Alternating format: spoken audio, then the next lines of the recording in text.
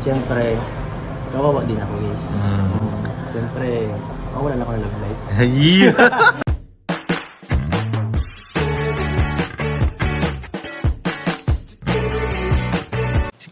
Si Kuya Jens, ano yan, reactor natin yan. Official reactor. Hello mga kalingap! Welcome back sa aking YouTube channel, Kuya Jen. So kung bago ka lang sa aking YouTube channel, huwag niyo pong kalimutan mag-subscribe at click the bell button para like kang updated sa ating mga bagong upload na video. At huwag po natin kalimutan suportahan ang Butim Kalingap sa pangunguna ni Kuya Val Santos Matubang, Ate Ed the Vlog, at syempre Kalingap Rob. At pakisuportahan din po ang aming mga kasamahan sa Butim Kalingap. Nandiyan po ang K-Boys, Kalingap Partner, Kalingap Reactor at lahat po ng charity vlogger sa buong Pilipinas na tumutulong sa mga kabayan natin ng lahat may hirap. Suportahan po natin lahat guys. So ngayon mga Kalingap ay bigyan naman po natin ng reaction video at panoorin po natin ang naging kasagutan po ni Kalingap Edo patungkol po sa balita po mga Kalingap na may posibilidad nga raw pong matapos ang mga love team o matigil po ang mga love team mga Kalingap sa Team Kalingap o sa kay Kalingap Rob. At dito nga mga Kalingap ay binanggit po ni Kalingap Edo ang kanyang mararamdaman kung sakaling ito ay matuloy. Pero mga Kalingap, paalala natin na wala pang official announcement na ito po ay mangyayari. Ito po ay yung lamang po usap-usapan na may posibilidad mangyari. Pero sana huwag naman pong matuloy mga Kalingap. So tara, panoorin po natin mga Kalingap at muling balikan ang tambalang EDSI in 5, 4, 3, 2. So ito naman po si Kalingap Edo. Ayan. Ayan.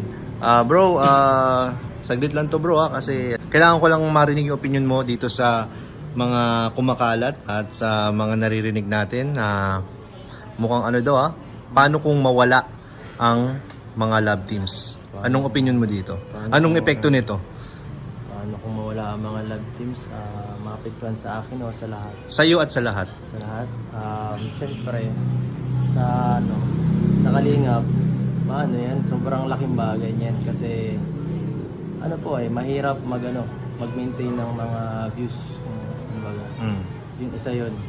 At minsan, ang mga viewers, sila rin mamimili ng papanoorin nila eh. Oo. Kaya kailangan din talaga minsan ng konting pakulo para ma-entertain yung iba para mas maraming makuhang viewers ang ating mga YouTube channel. Kasi kung paulit-ulit lang tayo walang tayong gagawing strategy. May posibilidad na bumagsak ang ating ginagawa dito. Yes. At maraming maapektuhan. Kaya yung ginagawa ni Kalingap Rob na yun, paulit-ulit naman yung sinasabi na yun po ay para sa ikabubuti ng mga ibang tinutulungan. Kaya yung iba naman kasi po ay hindi masyado nakakapanood kaya akala nila para lang yun, paglalandi at kung ano pa man sa kanilang hindi sila masyado nire-research yung kanilang yung ating ditong yung ginagawa. At yun, saka isa pa yung sabi mo sa akin naman epekto. Siyempre, maapektuhan tayo. Kasi una sa channel natin, siyempre malaking bagay din yun sa akin. Sila yung mga kapartner namin, ng mga leading man. Siyempre sa tinutulungan ko rin pag kawawa din sila. At siyempre, kawawa din ako guys. Siyempre, mawalan ako ng love life. Ay! Grabe, yun ang pinaka nun. Grabe naman. Wag naman sana. Pero paano kung anong magiging reaction mo kung talagang i-stop na? I-stop na? Anong magiging pakiramdam mo?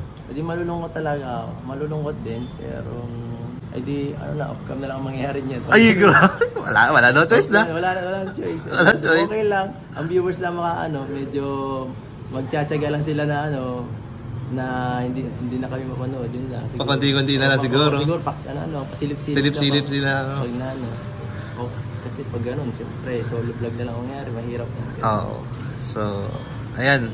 Okay na yun bro. At ginihi ko lang yung opinion mo. At kung anong nasa isip mo kung sakaling mangyari yung mga gantong hindi magandang mga naririnig natin.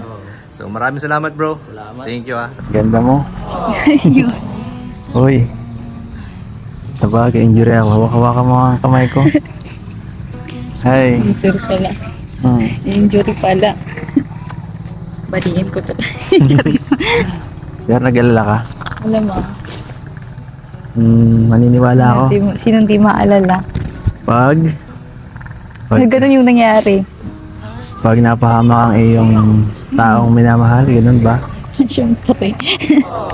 Nag-alala ka sa akin, ibig sabihin, mahalaga ako. Hmm? Aba malamang.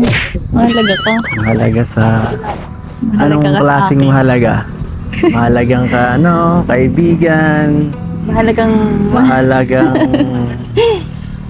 kapamilya, o mahalagang Mahalagang kalingap. o mahalaga sa puso mo. Mahalaga kang tao.